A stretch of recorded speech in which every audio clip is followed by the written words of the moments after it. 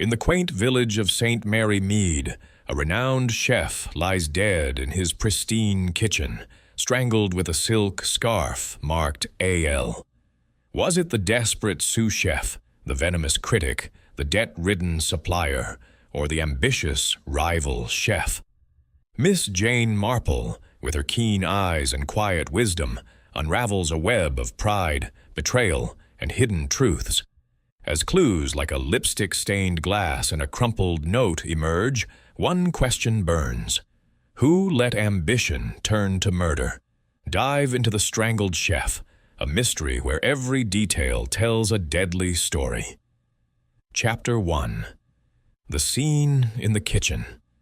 The morning mist clung to the cobblestones of St. Mary Mead, a village where secrets were as common as the roses in its gardens.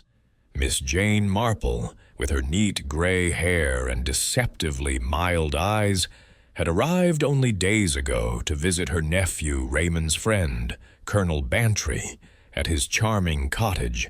She had anticipated quiet teas and village gossip, but fate, as it so often did, had other plans. At 8:30, a breathless Constable Slack knocked at the cottage door, his face a mixture of urgency and deference. "Miss Marple," he said, "we've a murder at Le Bistrot Charmant. Chef Duval, strangled. The inspector thought you might lend your insight." Miss Marple adjusted her shawl, her expression serene, but her mind already turning. "Dear me," she murmured, "how very distressing. I shall come at once." Within the hour, she stepped into the gleaming kitchen of Le Bistrot Charmant, a haven of culinary artistry now tainted by death. Monsieur Henri Duval, a man whose sauces had won hearts across the county, lay sprawled on the black and white tiled floor.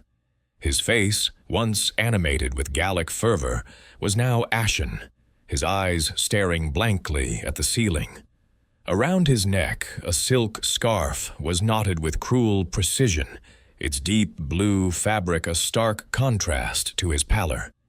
Miss Marple's gaze swept the scene, missing nothing. The kitchen was a study in order, its copper pots hanging like sentinels, its counters polished to a mirror sheen. Yet chaos had crept in. A wine-glass lay shattered near Duval's hand, its contents pooling like blood on the tiles. A faint scent of Merlot lingered, mingling with the herbs that still perfumed the air. "Strangled," she said softly, kneeling with surprising agility for a woman of her years. And with such a fine scarf, not a common choice for murder, I think. Her fingers, delicate but sure, traced the air above the scarf, noting its intricate weave and the faint initials embroidered in gold thread.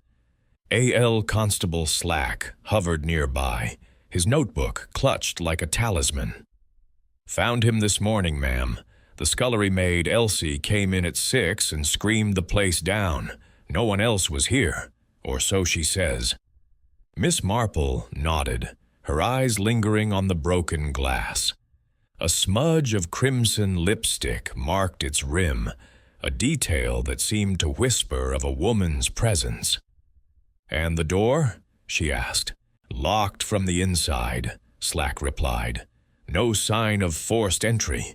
Whoever did this knew their way around." She rose, smoothing her skirt, and moved to the counter where a half-chopped bundle of parsley lay abandoned, the knife beside it gleaming under the morning light. "Monsieur Duval was at work then," she mused, interrupted perhaps by his killer.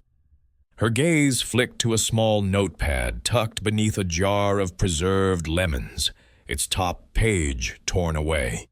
She made no move to touch it, but her mind filed the detail for later. "A personal crime," she said, almost to herself. "Strangulation is so intimate. One must be very close, very determined."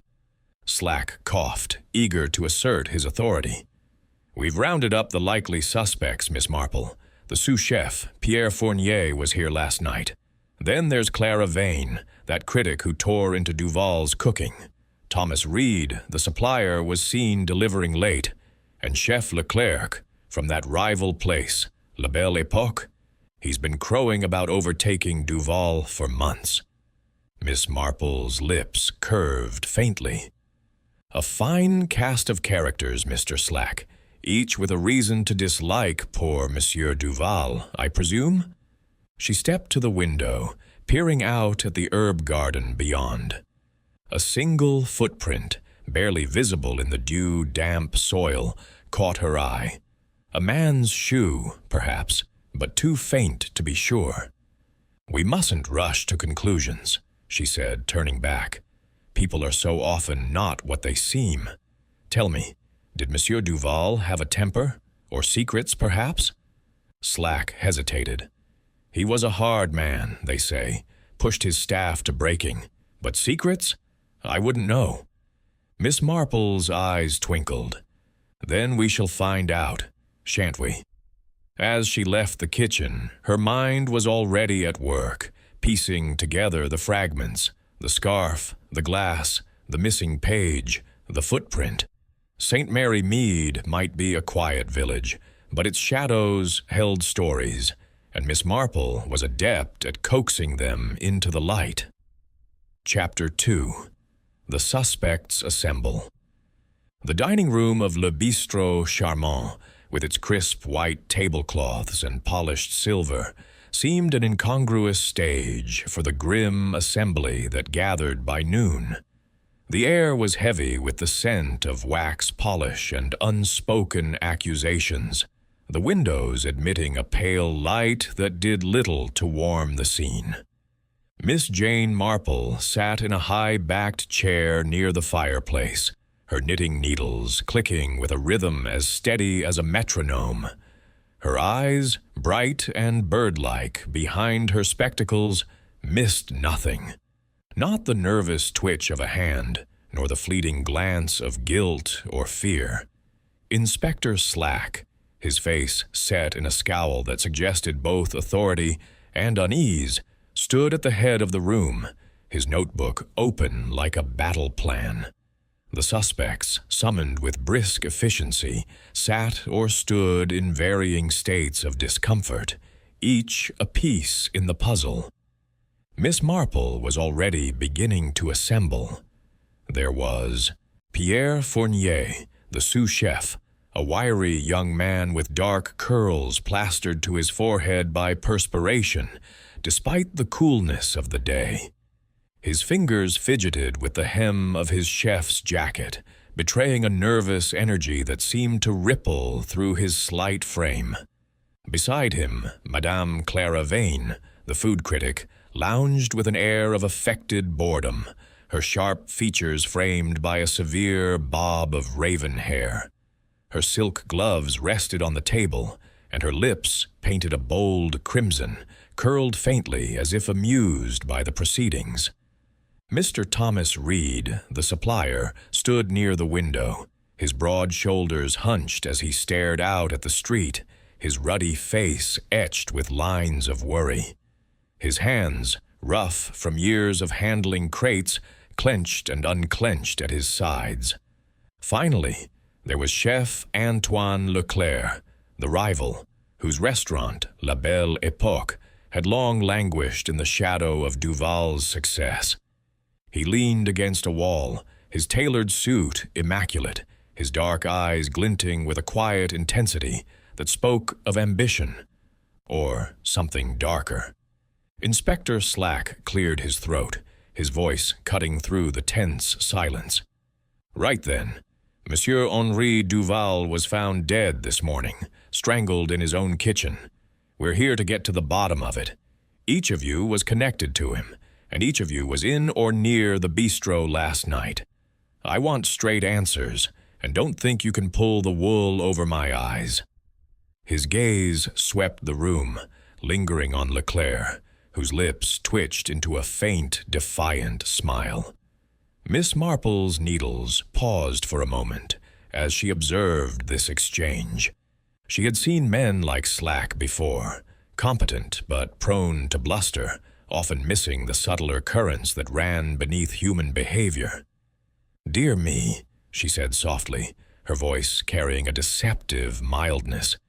"It is such a shock, isn't it? Poor Monsieur Duval, so full of life, and now, well, it's quite dreadful. But I'm sure you all want to help the inspector find the truth." Her words, gentle as they were, seemed to sharpen the air, and she noted how Pierre's shoulders stiffened, how Clara's fingers tightened on her gloves. Slack began with Pierre, who was wiping his hands on a cloth as if to scrub away his unease. "You, Fournier, you were Duval's right-hand man. Worked late last night, didn't you? What time did you leave?" Pierre's eyes darted to Miss Marple, then back to Slack. I left around 10, sir. The kitchen was clean, the prep done for today's service. Monsieur Duval was still here, going over the menu. He liked to stay late, always tweaking things."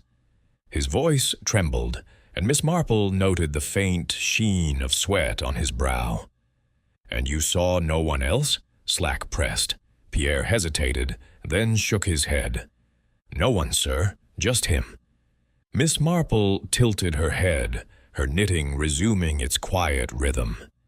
"You must have been very devoted to Monsieur Duval," she said, her tone as warm as a vicar's wife offering tea. "Such a demanding profession, and he was, I understand, a perfectionist." Pierre nodded eagerly. "Oh yes, ma'am. He was hard, but he taught me everything, how to balance flavors, how to plate. I owed him my career." His words were fervent, but Miss Marple's sharp eyes caught the flicker of something else. Fear, perhaps, or resentment. She made a mental note to explore Pierre's loyalty further, for devotion could so easily curdle into something else. Slack turned to Clara Vane, who raised an eyebrow as if the entire affair were beneath her. "Madame Vane," he said, "your reviews of Duval's cooking weren't exactly kind. Called his coq au vin a tired cliché in last month's column, didn't you? And you were seen here last night, arguing with him." Clara's laugh was sharp, like the clink of crystal. "Arguing? Hardly. I was dining, Inspector, as critics do. I left at 9, caught the late train to London. Check the station if you like." She waved a gloved hand dismissively, but Miss Marple's gaze lingered on the gloves, their silk gleaming in the light. "You must see so many kitchens," Miss Marple said, almost absently. "Did you visit Monsieur Duval's last night? To assess his work, perhaps?" Clara's eyes narrowed, but her voice remained smooth. "I stayed in the dining room, Miss Marple. The kitchen is no place for a lady." Yet her fingers brushed the gloves again, and Miss Marple wondered if they concealed more than fashion. Thomas Reed was next, his voice gruff as he faced Slack's scrutiny. "I delivered a crate of truffles and saffron last night, around 8. Duval signed for it, same as always. I was gone in 10 minutes. His tone was defensive, and Miss Marple noticed the faint tremor in his hands, as if he were unused to being questioned. "You supplied his rare ingredients," she said, her voice gentle but probing. "It must have been a strain, with such costly items. Did he always pay promptly?" Reed's face darkened. "He was slow sometimes. Owed me a fair bit, if I'm honest, but I'd not kill a man over a few pounds." His eyes flicked to the floor, and Miss Marple sensed a deeper grievance, one that might not be measured in mere coin. Finally, Slack turned to Antoine Leclerc, whose posture remained relaxed, almost insolent. "Chef Leclerc," Slack said, "your restaurant's been losing customers to Duval for years. Word is you were here last night, discussing business. Care to elaborate?" Leclerc's smile was a blade, thin and sharp. Henri and I were competitors, Inspector, not enemies. I came to propose a collaboration, a special menu for the village fete. He wasn't interested, so I left. His voice was smooth, but Miss Marple's needles slowed as she studied him. His eyes held a cold ambition, and she recalled the village gossip about his dreams of a Michelin star, dreams Duval's success had threatened to eclipse. "A collaboration," she murmured. "How generous. And yet, competition can be so trying, can it not?" Leclerc's smile faltered, just for a moment, and Miss Marple stored that moment away. As Slack continued his questions, Miss Marple let her mind wander, sifting through the morning's observations. The kitchen, with its shattered glass and lipstick-stained rim, suggested a woman's presence, yet Clara's alibi was plausible, if not airtight. The scarf, with its initials A.L., pointed to Leclerc, but such evidence could be a clumsy attempt to mislead. Pierre's nervousness hinted at secrets, perhaps small thefts or a deeper resentment, while Reed's financial strain offered a motive, though his rough demeanor seemed at odds with the delicate knot of the scarf. And Leclerc, his ambition was a fire that could burn through restraint, but he was clever, too clever to leave such an obvious clue. The room grew quieter as Slack's questions yielded little but denials. Miss Marple's needles clicked on, a counterpoint to the tension. She thought of her old friend, Mrs. Bantry, who had once remarked that people were like recipes, simple ingredients, but mixed in ways that could surprise. Pierre, Clara, Reed, Leclerc, they were ingredients in this tragedy, but the recipe was still unclear. Had Duval's perfectionism driven one of them to rage? Or was there a deeper wound, one of pride or betrayal? "Inspector," Miss Marple said at last, her voice cutting through the murmurs. "Might we see the kitchen again? There are details that interest me." Slack looked surprised but nodded, and the group moved toward the back of the bistro. As they passed through the swinging doors, Miss Marple's eyes scanned the room. Anew, the parsley, half chopped, suggested Duval had been interrupted mid-task. The notepad, with its missing page, hinted at a message or a meeting. And the footprint in the herb garden, barely visible through the window, suggested someone had left in haste or arrived unnoticed. She paused by the counter, her fingers brushing the air above the knife. "Monsieur Duval was a man of precision," she said, almost to herself. "Yet this scene is not precise. The glass, the scarf, the parsley, it's all a little staged, don't you think?" Slack frowned, but Pierre's face paled, and Clara's lips tightened. Leclerc's eyes met hers, and for a moment she felt the weight of his scrutiny, as if he were measuring her as an opponent. Reed merely shuffled, his discomfort palpable. As the group dispersed, Miss Marple lingered, her mind turning over the pieces. The scarf's initials were a bold clue, too bold perhaps. The lipstick suggested a woman, but could it be a man's ruse? Pierre's devotion, Clara's disdain, Reed's debts, Leclerc's ambition. Each was a thread, and she would need to weave them carefully. St. Mary Mead had taught her that villages, like kitchens, hid their secrets in plain sight, and she was determined to uncover them. Her needles resumed their rhythm as she stepped into the sunlight, her thoughts as sharp as the blade on Duval's counter. The suspects had assembled, and the game was afoot. She would watch, listen, and wait, for the truth, like a good sauce, required patience to come together. Chapter 3. The sous chef's secret. The afternoon sun filtered through the lace curtains of Colonel Bantry's cottage, casting delicate patterns on the parlor floor where Miss Jane Marple sat, her knitting a soft counterpoint to the ticking of the mantel clock. She had returned from Le Bistrot Charmant with a mind full of impressions, each suspect a distinct flavor in the complex dish of Monsieur Duval's murder. Pierre Fournier, the sous chef, had lingered in her thoughts, his nervous hands and fervent words hinting at a story untold. She resolved to begin her inquiries with him, for the young man's agitation suggested a heart burdened by more than grief. Miss Marple found Pierre in the bistrot's scullery, a narrow room redolent of soap and damp linen, where he was scrubbing pots with a vigor that bordered on desperation. The clatter of metal against metal filled the air, and his face, flushed with effort, bore the strain of a sleepless night. "Good afternoon, Pierre," she said, her voice as gentle as a summer breeze, settling into a wooden chair by the door. "You've had a dreadful shock, I'm sure. It's kind of you to keep working under such circumstances." Pierre started, nearly dropping a saucepan, his dark eyes wide.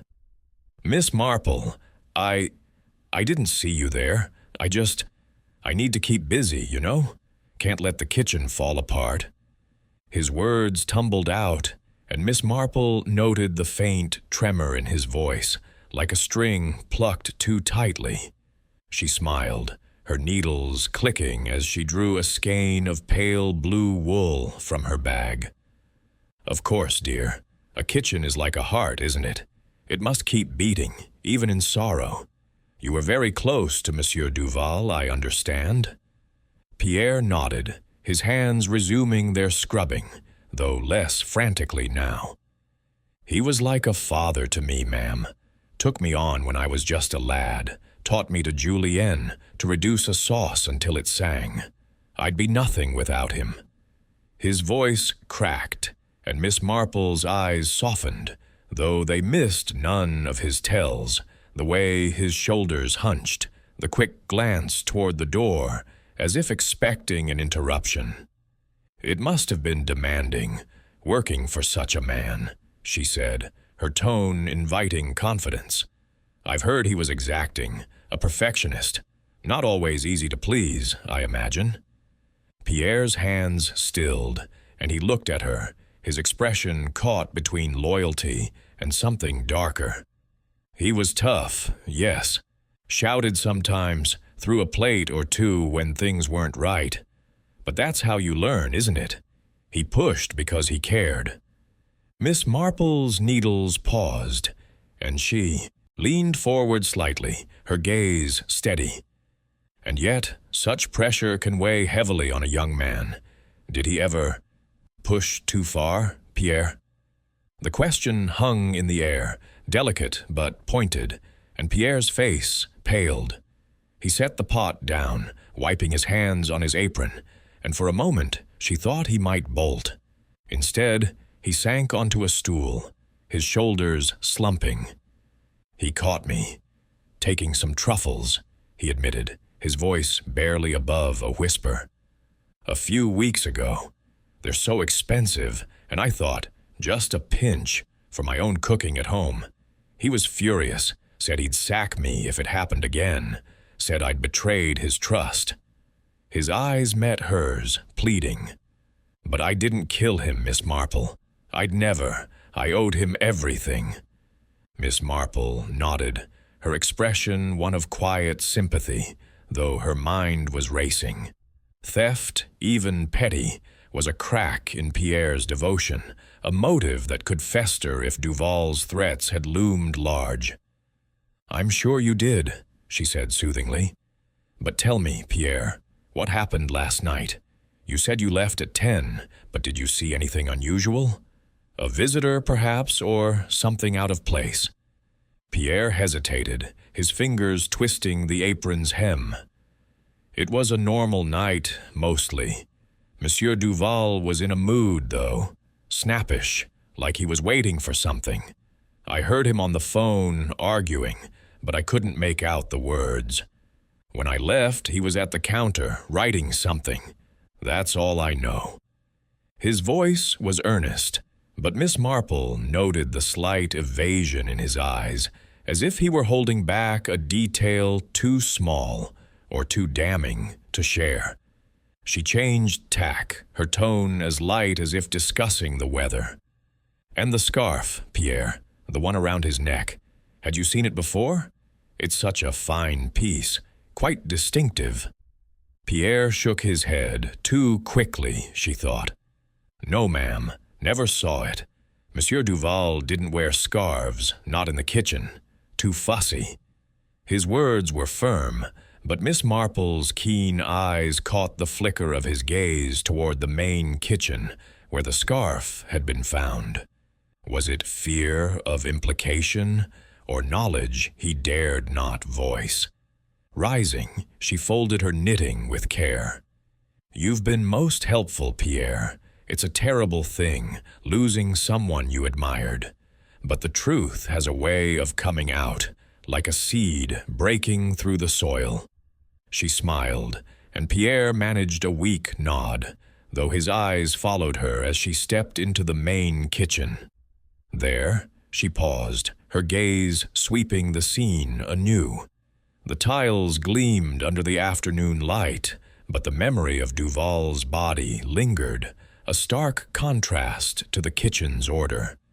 She moved to the counter where Pierre had said Duval was writing, her fingers brushing the notepad she had noticed earlier. The top page was gone, but the faint impression of a pen remained. She tilted her head, squinting, and made out fragments of words. "Refuse. Deal," suggesting a note written in haste or anger. Had Duval been documenting a confrontation or rejecting an offer? And where was the missing page? Her eyes drifted to the herb garden beyond the window, where the faint footprint she had glimpsed earlier seemed less distinct now, softened by the day's warmth. She stepped outside, her sensible shoes silent on the gravel path, and knelt to examine the mark. It was a man's shoe, size 10 perhaps, with a worn heel, a detail that could belong to anyone, yet she filed it away. The garden gate creaked slightly, suggesting it had been used recently, perhaps by someone leaving in a hurry. Returning to the kitchen, Miss Marple considered Pierre's story. His admission of theft was a small but significant crack in his loyalty, and his nervousness suggested more than guilt over truffles. Had Duval's threat to fire him pushed him to desperation? Or was he protecting someone, or something else? The phone call he mentioned intrigued her. An argument could point to another player in this drama, perhaps one of the other suspects. Clara Vane's sharp tongue, Thomas Reed's debts, Antoine Leclerc's ambition. All were motives, but Pierre's proximity to Duval made him a thread worth pulling. As she left the bistro, Miss Marple's mind turned to the village, where gossip flowed like the stream by the mill. She would visit Mrs. Price at the post office, whose knack for overhearing conversations rivaled her own. Pierre's secret was a beginning, but the truth of Duval's death lay in the tangle of human passions, jealousy, greed, fear, and Miss Marple knew that untangling them would require patience, like coaxing a delicate soufflé to rise. With her knitting bag tucked under her arm, she set off down the lane, her eyes bright with the quiet determination of one who saw more than most. Chapter 4. The Critic's Motive.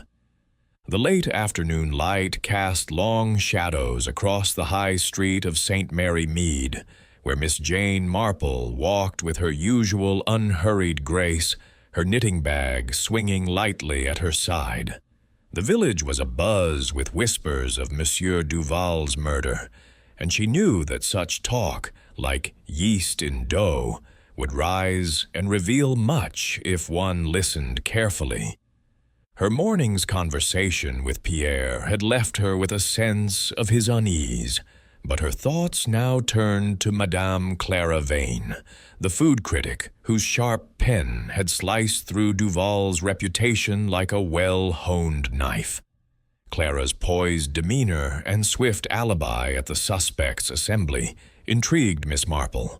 A woman so composed often had something to conceal. She found Clara at the Blue Boar, the village's cozy inn, where the critic was ensconced in a corner booth, a glass of sherry glowing amber in her hand. Clara's severe black dress and crimson lipstick gave her the air of a stage actress, but her eyes, sharp and assessing, betrayed a mind always at work. "Miss Marple," she said, her voice smooth as velvet. "I didn't expect to see you here. Care for a drink?" Her smile was polite, but Miss Marple detected a faint edge, as if Clara were sizing her up like a dish to be critiqued. "Thank you, no," Miss Marple replied, settling into the booth with a smile as disarming as a vicar's sermon. "I find sherry a little strong for the afternoon, but I do enjoy a chat. Such a dreadful business at the bistro, isn't it? You knew Monsieur Duval well, I gather, from your reviews." Her needles emerged from her bag, clicking softly as she began a new row, her eyes never leaving Clara's face. Clara's lips twitched, a flicker of amusement or irritation. "Knew him? Hardly. I dined at his bistro, as critics do. His food was adequate, but overpraised. My reviews were honest, nothing more." She sipped her sherry, her gloved fingers delicate on the glass. Miss Marple noted the gloves again, silk, pristine, much like the scarf that had ended Duval's life. "Your last review was quite memorable," she said mildly. "You called his soufflé a pompous puff of air, I believe. That must have stung a man of his pride." Clara laughed, a sound like breaking glass. "Oh, it did. He sent me a letter, you know, full of Gallic outrage, demanding an apology. I told him at dinner last night that I stand by my words. We had words, yes, but nothing more." Her tone was dismissive, but Miss Marple's keen eyes caught the slight tightening of her jaw, the way her fingers brushed the gloves as if to steady herself. "Dinner last night," Miss Marple mused, her needles pausing. "You mentioned catching the late train to London. A busy evening, then. Did you see anyone else at the bistro? The sous chef, perhaps, or another guest?" Clara's eyes narrowed, but her voice remained even. "Just the usual staff. Pierre was scurrying about, and that supplier, Reed, was lugging in a crate. I left before 10, caught the 10:15 train.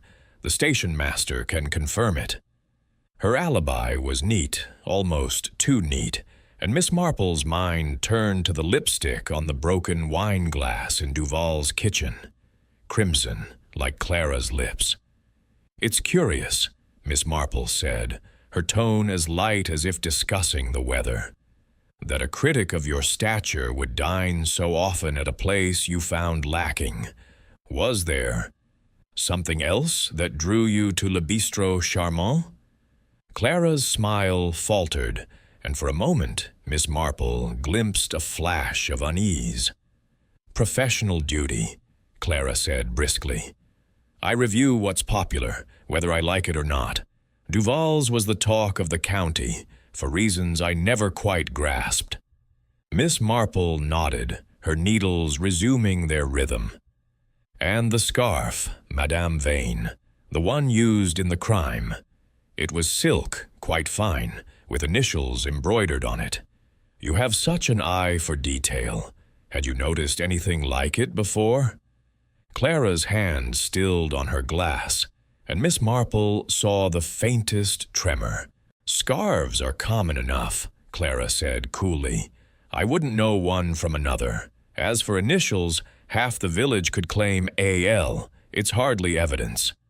Her words were sharp, but Miss Marple sensed a defensive note, as if Clara were deflecting a thrust she hadn't expected. Rising, Miss Marple tucked her knitting away.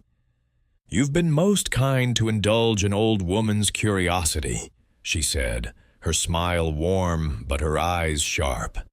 "It's such a puzzle, isn't it? All these little details, the glass, the scarf, the lipstick, they do add up, in time." Clara's gaze followed her, a mixture of wariness and calculation, as Miss Marple stepped out into the high street. Her next stop was the station, a quaint building with a ticket booth manned by Mr. Gibbs, a cheerful man with a penchant for remembering faces. "Evening, Miss Marple," he said, tipping his cap. "Heard about the trouble at the bistro. Nasty business." Miss Marple smiled, inquiring about the 10:15 train to London the previous night. "Oh, aye," Gibbs said. "Madame Vane was on it right enough. Bought her ticket at 10 sharp. Looked a bit flustered, mind you. Sat alone, staring out the window." His words confirmed Clara's alibi, but the mention of her flustered state intrigued Miss Marple. A woman so composed rarely showed such cracks, unless something had unsettled her deeply.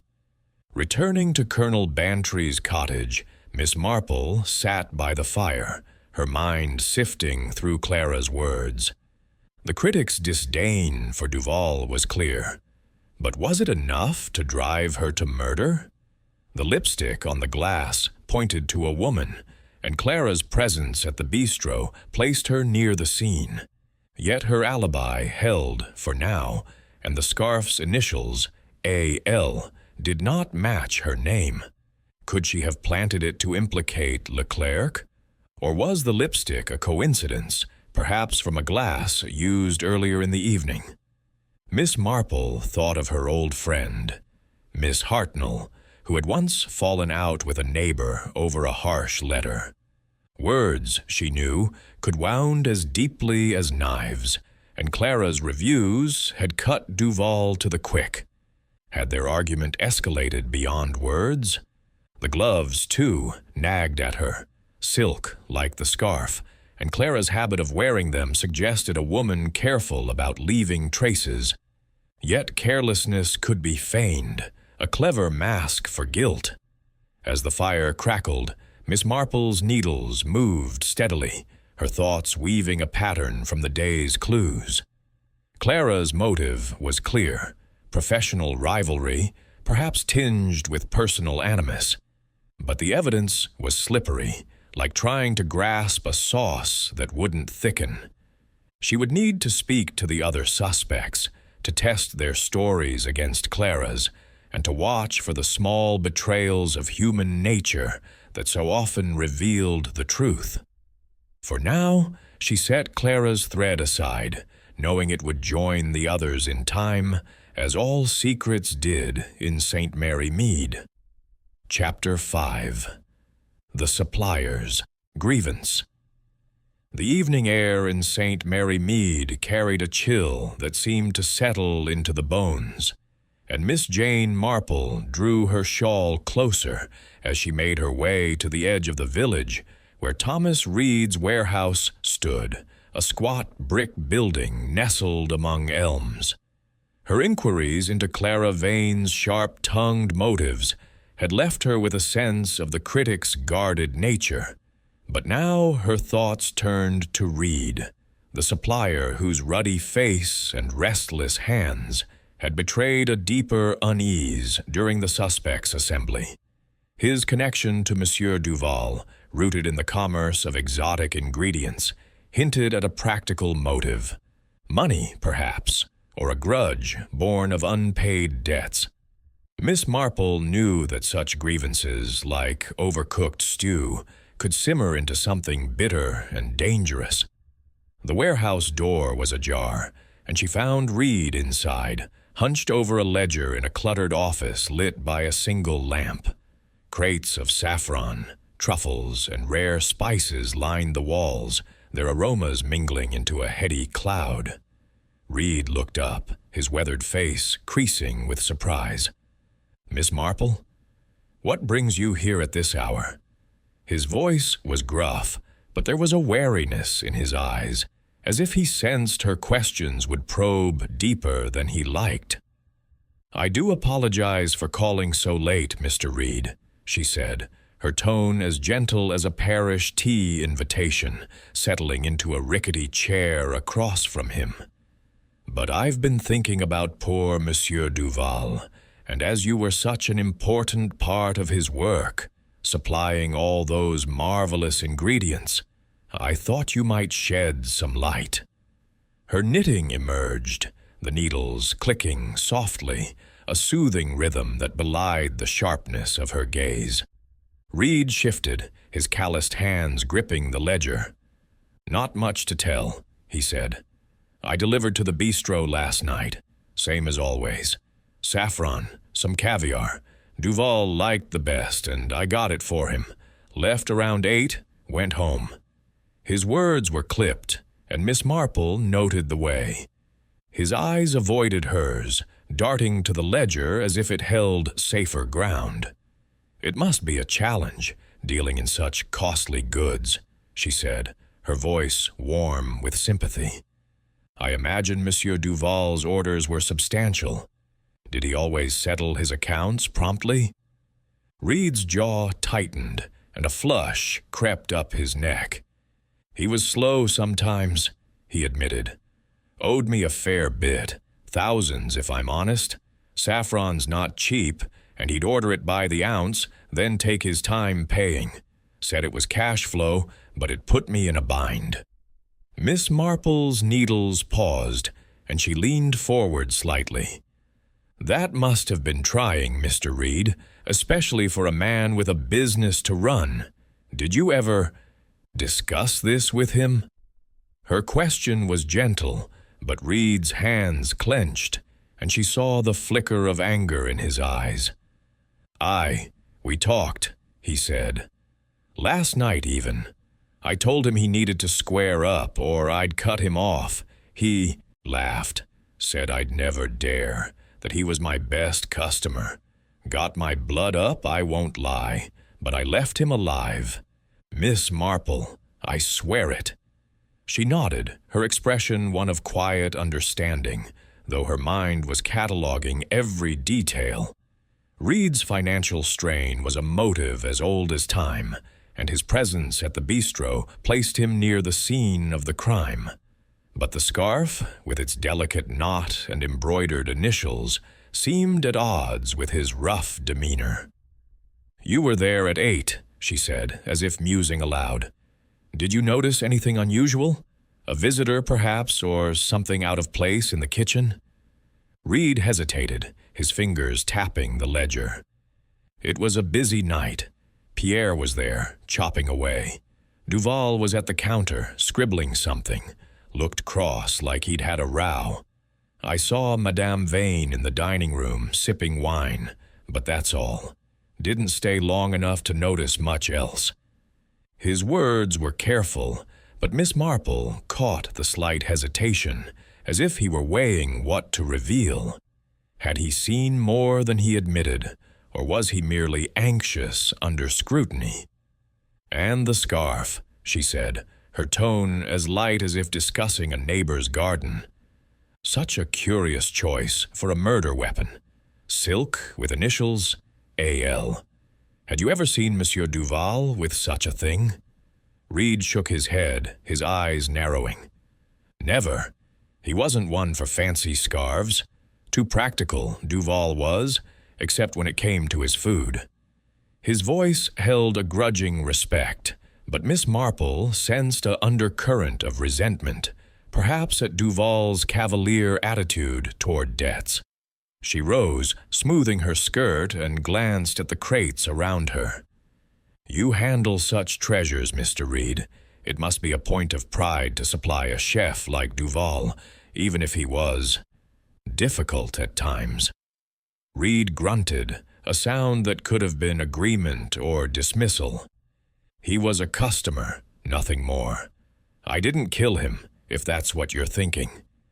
Miss Marple smiled, her eyes twinkling with disarming warmth. "Oh, I think very little, Mr. Reed, but I do notice things, and details, have a way of adding up." As she stepped out into the evening, the warehouse door creaking shut behind her, Miss Marple's thoughts turned over Reed's story. His grievance was clear. Money owed, a business strained, but murder required more than a grudge. The scarf's elegance clashed with his rough hands, yet his presence at the bistro and his temper offered a thread worth following. She recalled the footprint in the herb garden, its worn heel possibly matching Reed's heavy boots, though the mark was too faint to be certain, and the notepad in the kitchen, with its faint impressions of a heated note. Could Reed's confrontation have been its cause? Her next stop was the village pub, the Blue Boar, where the barman, Mr. Higgs, was known for his sharp memory of comings and goings. "Evening, Miss Marple," he said, polishing a glass. "Heard you're poking about that bistro business." She smiled, inquiring about Reed's movements the previous night. "Aye, he was here," Higgs said. "Came in around 8:30, had a pint, left by 9, grumbling about money, as usual." The timeline fit Reed's story, but Miss Marple noted the narrow window. Enough time, perhaps, to return to the bistro if his anger had flared. Back at Colonel Bantry's cottage, she sat by the fire, her knitting a steady companion as she pieced together the day's findings. Reed's motive was financial, a pressure that could drive a man to extremes, but the scarf and the lipstick suggested a more personal touch. Could he have acted in a moment of rage, using a scarf that wasn't his to throw suspicion elsewhere? Or was he, like Pierre, holding back a piece of the truth? She thought of her old neighbor, Mr. Clements, who had once quarreled with a tradesman over unpaid bills, a dispute that had nearly come to blows. Money, she knew, could twist even the steadiest heart. The scarf's initials, A.L., pointed to Leclerc, but Miss Marple suspected a clever hand might have planted such an obvious clue. Reed's rough exterior hid a shrewd mind, one that might know how to deflect blame. Yet the lipstick on the glass, possibly Clara's, complicated the picture. Was Reed's grievance the heart of the matter, or merely a distraction in a larger scheme? As her needles moved, Miss Marple felt the threads of the case beginning to align, though the pattern was still faint. She would need to speak to Leclerc next, to test his ambition against Reed's anger, and to watch for the small slips that revealed the guilty heart. In St. Mary Mead, truth was like a buried root, hidden, but waiting to be unearthed by a patient hand. Chapter 6. The Rival's Ambition. The morning sun rose over St. Mary Mead with a deceptive calm, its golden light gilding the thatched roofs and narrow lanes, as if the village could forget the shadow of murder that lingered over Le Bistrot Charmant. Miss Jane Marple, ever an early riser, sat in Colonel Bantry's garden with a cup of tea, her knitting resting in her lap as she pondered the threads of the case. Thomas Reed's financial grievances had painted a picture of a man pressed by debt, but her thoughts now turned to Chef Antoine Leclerc, the rival whose restaurant, La Belle Époque, had been eclipsed by Duval's brilliance. Leclerc's cool demeanor and sharp ambition during the suspects' assembly suggested a man who played his cards close, and Miss Marple knew that such ambition could burn fiercely enough to consume restraint. She set out for La Belle Époque, a sleek establishment on the village outskirts, its facade adorned with ivy and wrought-iron lanterns. Inside, the dining room was a study in elegance, starched linens, crystal chandeliers, and a faint aroma of lavender from the table arrangements. Leclerc was in the kitchen, overseeing a sous vide preparation with the precision of a conductor, his tailored chef's coat pristine. He looked up as Miss Marple entered, his dark eyes narrowing briefly before a charming smile curved his lips. "Miss Marple," he said, his voice smooth as a well-reduced sauce. "An unexpected pleasure. Have you come to sample my cuisine, or is this about other matters?" Miss Marple returned his smile, settling at a small table near the pass, her knitting bag at her side. "Oh, I'm far too simple for such fine dining, Chef Leclerc," she said, her tone light but her eyes keen. "But I do find myself curious about poor Monsieur Duval. You were rivals, I understand, and yet you visited him last night. Such a gracious gesture in a competitive world." Her needles emerged, clicking softly, a rhythm that seemed to put Leclerc at ease, though she noted the slight tension in his jaw. "Rivalry is overstated," Leclerc said, leaning against the counter, his hands folded with studied nonchalance. "Henri was talented, but his time was passing. La Belle Époque is the future, modern, innovative. I went to his bistro to propose a joint venture for the village fête, a chance to share the spotlight. He refused, of course. Too proud. I left him to his stubbornness."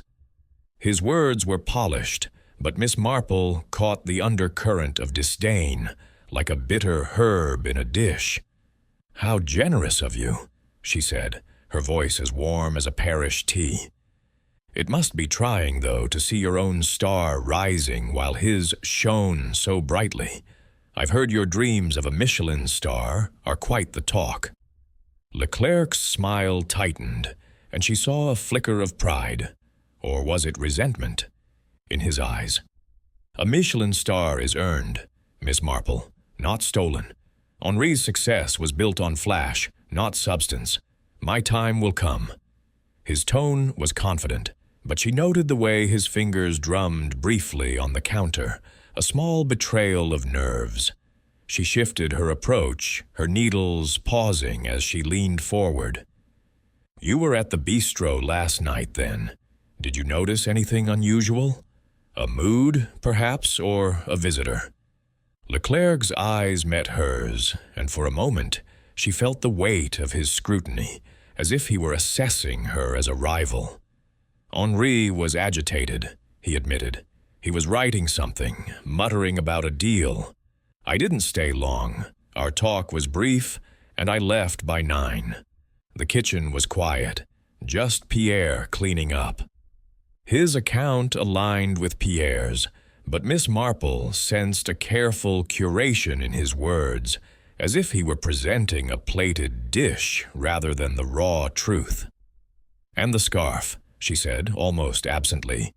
"The one used in the crime. Silk, with initials, A.L. Quite distinctive. Had you seen such a thing before?" Leclerc's expression remained impassive, but she caught the slightest tightening of his lips. "I don't fuss with scarves, Miss Marple. Too impractical for a kitchen. As for initials, they could belong to anyone. A clumsy clue, if you ask me." His dismissal was swift, but Miss Marple noted the way. His eyes flicked to her knitting, as if seeking a distraction. She rose, tucking her needles away. "You've been most kind, Chef Leclerc. It's such a puzzle, isn't it? Ambition is a powerful thing, but it can lead one astray, like a recipe gone wrong." Her smile was gentle, but her words carried a quiet weight, and Leclerc's gaze followed her as she stepped into the dining room. There, a young waiter, polishing cutlery, caught her eye. She paused, engaging him in light conversation about the fate, and casually inquired if Leclerc had been at the restaurant the previous night. "Oh, he was out for a bit," the waiter said, oblivious to the significance. "Back by 9:30, I'd say, looking a bit cross." Miss Marple thanked him and stepped into the morning air, her mind sifting through Leclerc's words. His ambition was a fire, bright and consuming, and Duval's refusal to collaborate could have been a spark to ignite it. His presence at the bistro placed him at the scene, and the scarf's initials, A.L., pointed directly to him, though she suspected such an obvious clue might be a feint. The waiter's comment narrowed Leclerc's window of absence, but it was enough time, if he were swift, to commit the deed. And the note Duval was writing, mentioned by both Pierre and Leclerc, hinted at a deal. Perhaps the very collaboration Leclerc claimed to have offered. She made her way to the village green, where Mrs. Price, the postmistress, was tending her roses. "Morning, Miss Marple," Mrs. Price called, her eyes gleaming with gossip. "Heard you're untangling that bistro mess." Miss Marple smiled, steering the conversation to Leclerc. "Oh, aye," Mrs. Price said, snipping a stem. "Saw his car near the bistro last night around 9. Odd, I thought. Him visiting Duval. Never seemed friendly, those two." The observation confirmed Leclerc's story, but the timing nagged at Miss Marple, close to the murder's likely hour.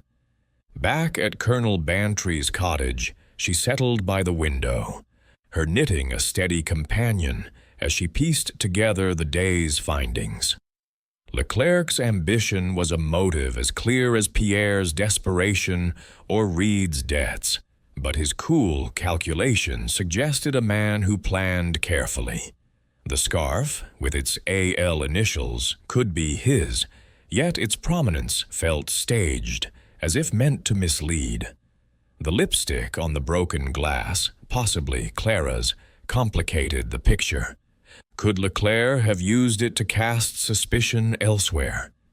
She thought of her old friend, Miss Weatherby, whose ambition to win the village flower show had once led to a small deception, a reminder that pride could twist even the most disciplined mind.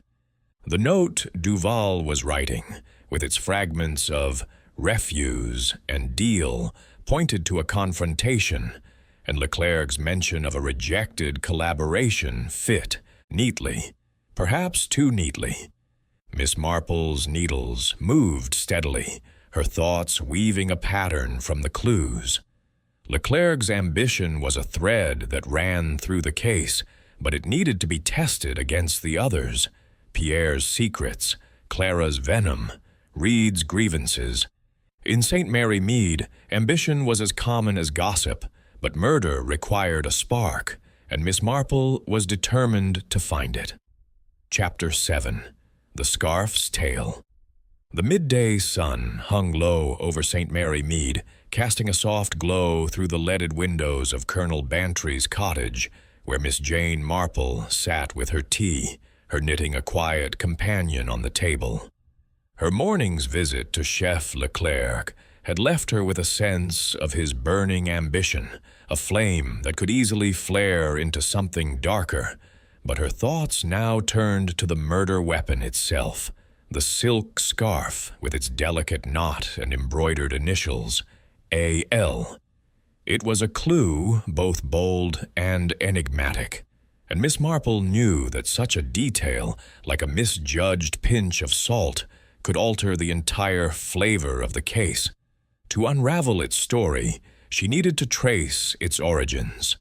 For objects, like people, carried their own secrets. She set out for the village haberdashery, a quaint shop run by Miss Lavender, whose memory for fabrics rivaled her own for human foibles. The shop bell tinkled as Miss Marple entered, and Miss Lavender looked up from a bolt of calico, her round face brightening. "Miss Marple, what a pleasure. Are you after some new wool, or is it something else?" Her eyes twinkled, hinting at the village's appetite for gossip about the bistro murder. Miss Marple smiled, settling into a chair by the counter, her knitting bag at her feet. "A bit of both, perhaps," she said, her voice as gentle as a summer breeze.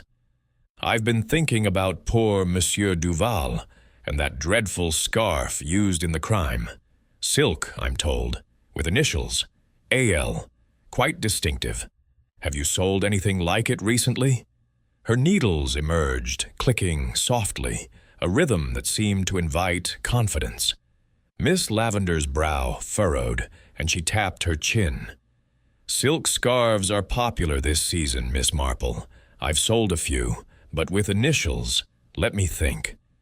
She bustled to a ledger, flipping through pages with practiced ease. "Here we are. About a month ago, I sold a blue silk scarf, finest quality, to Mrs. Leclerc, Chef Leclerc's wife. She wanted it embroidered with A.L. for her husband, a gift for their anniversary. But you know, half the village has bought scarves lately. Madame Vane took one, plain silk, and even young Pierre's mother picked out a similar style, though without initials." Miss Marple's needles paused, her mind seizing on the detail. "Mrs. Leclerc, you say? How thoughtful. And the embroidery, was it done here?" Miss Lavender nodded. "Oh, yes. My girl, Sally, does the stitching. Very particular. Mrs. Leclerc was. Wanted gold thread, just so." The specificity intrigued Miss Marple. The scarf around Duval's neck had borne gold-stitched initials, a match too precise to ignore. Yet the haberdasher's mention of other sales suggested the clue might not be as singular as it seemed. "Thank you, Miss Lavender," she said, rising. "You've been most helpful. It's curious how a small thing like a scarf can tell such a story." Miss Lavender beamed, oblivious to the weight of her words, and Miss Marple stepped into the street, her thoughts turning over the new thread. The scarf pointed to Leclerc, but its prominence felt staged, as if someone wished to cast suspicion on him. Could Clara Vane, with her own silk scarf, have used it to mislead? Or had Pierre, perhaps, seen more than he admitted? Her next stop was Le Bistrot Charmant, where Inspector Slack was overseeing a constable's search of the kitchen. The tiles gleamed, but the air still held the faint tang of wine from the shattered glass. Miss Marple approached the counter where Duval's body had lain, her eyes drawn to the scarf, now bagged as evidence on a nearby table. "Inspector," she said, her voice soft but commanding, "might I see the scarf again? It's such a curious piece." Slack, looking harried, nodded, and the constable handed her the sealed bag. Through the plastic, Miss Marple studied the scarf's fine weave, the gold-stitched A.L. glinting in the light. "Quite elegant," she murmured. "Not the sort of thing one leaves behind by accident, I think." Slack grunted. "Points to Leclerc, doesn't it? His initials, plain as day." Miss Marple's lips curved faintly. "Initials are a suggestion, Inspector, not proof. They can be borrowed, shall we say, to tell a different story." Her eyes flicked to the broken glass, its rim still bearing the crimson smudge of lipstick. "And this glass, has it been examined?" "The lipstick is most intriguing." Slack frowned. "Forensics says it's common enough, could be anyone's. But it's odd, I'll grant you. Duval wasn't drinking alone, was he?" Miss Marple nodded, her mind connecting the lipstick to Clara Vane's bold crimson shade, though she cautioned herself against haste. The glass suggested a woman's presence, but it could be a distraction, like a garnish meant to mislead the palate. She moved to the notepad on the counter, its top page still missing but bearing faint impressions. Borrowing a pencil from the constable, she lightly shaded the paper, revealing more of the words. refuse, deal, no. The fragments suggested a confrontation, perhaps the one Leclerc had described, or another entirely. Monsieur Duval was writing something urgent, she said, almost to herself, something he felt strongly about. I wonder who it was meant for. Leaving the bistro, Miss Marple walked to the village green, where children played and gossips lingered. She paused by the post office, where Mrs. Price was sweeping the step. Miss Marple, Mrs. Price called. Still unraveling that murder? I heard the scarf's got initials. Points to that Leclerc, doesn't it? Miss Marple smiled, deflecting with a question about the village fate. Oh, it's all anyone talks about, Mrs. Price said. Leclerc was pushing for a big role, but Duval wouldn't share the stage. Saw them arguing about it last week, outside the bistro. The detail confirmed Leclerc's rivalry, but Miss Marple's thoughts lingered on the scarf. Its connection to Mrs. Leclerc was damning, yet too obvious, like a clue in a badly written novel. She recalled her old friend, Mrs. Dane Calthrop, who had once misplaced a monogrammed handkerchief, only to find it used in a prank by a neighbor's child. Objects could be wielded as weapons, not just of murder, but of deception. Had someone taken Leclerc's scarf to frame him? Or had he been careless, leaving it behind in a moment of rage? Back at the cottage, Miss Marple sat by the fire, her knitting a steady rhythm as she pieced together the day's findings. The scarf's tale was one of intention, either Leclerc's own or another's to implicate him. Clara's lipstick, Reed's debts, Pierre's theft, all circled the crime, but the scarf was the knot tying them together. She thought of the lipstick again, its presence a whisper of a woman's hand, yet possibly a man's ruse. The notepad's words suggested a deal refused, perhaps Leclerc's collaboration, but Pierre and Reed had also mentioned Duval's agitation. Was the note meant for one of them, or someone else entirely? Her needles moved steadily, each stitch a step closer to clarity. The scarf's initials were a bold stroke, but Miss Marple knew that boldness often masked fear. She would need to test the other threads, Clara's alibi, Reed's temper, Pierre's secrets, against this new clue. In St. Mary Mead, truth was like a rare spice, potent but elusive, and Miss Marple was determined to savor its reveal. Chapter 8. A Village Whisper. The soft drizzle that fell over St. Mary Mead in the early afternoon lent the village a hushed quality, as if it were holding its breath in the wake of Monsieur Duval's murder. Miss Jane Marple, undeterred by the damp, walked along the high street with her umbrella tilted against the rain, her sensible shoes tapping a steady rhythm on the wet cobblestones. Her inquiries into the silk scarf had sharpened her sense of the case's complexity, its initials a tantalizing clue that could either point directly to Chef Leclerc or serve as a clever misdirection. Yet she knew that villages, like kitchens, held their secrets in the quiet corners, gossip, glances, and half-heard whispers that could illuminate the truth. Today, she would listen to Saint. Mary Mead's murmurs, for the village had a way of speaking to those who knew how to hear. Her first stop was the post office, where Mrs. Price, ever a font of local lore, was sorting letters behind the counter. The small room smelled of ink and old wood, and a kettle steamed softly in the background.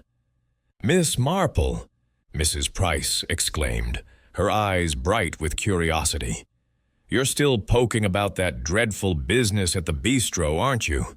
The whole village is talking, scarves, initials, and all." Miss Marple smiled, settling onto a stool and drawing her knitting from her bag, the needles clicking like a metronome. "It's a sad affair, Mrs. Price," she said, her voice gentle. "But you know how villages are. Someone always sees something. Have you heard anything that might help?"